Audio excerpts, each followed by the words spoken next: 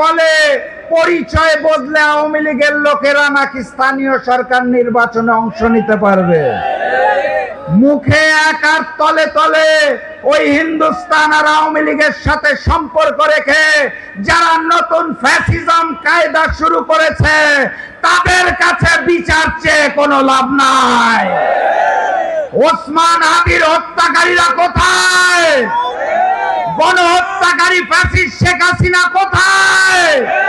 তাদের দেশে নিয়ে এসে ফাঁসির কাস্টে ঝুলানোর জন্য এই সরকারের পক্ষ থেকে কোনো পদক্ষেপ দেখা যাচ্ছে না। অতএব বিচার যদি চাইতে হয় তাহলে আমিরে জামাত ডক্টর শফিকুর রহমান খুলনা সমাবেশে বলে দিয়েছেন অনিবার্য বিপ্লবের প্রস্তুতি নেন। নতুন বিপ্লবের মাধ্যমে 11 দল ক্ষমতায় আসবে, সকল হত্যার বিচার হবে ইনশাআল্লাহ। সবাই প্রস্তুত আছেন? দেখা হবে বিজয় ইনশাআল্লাহ।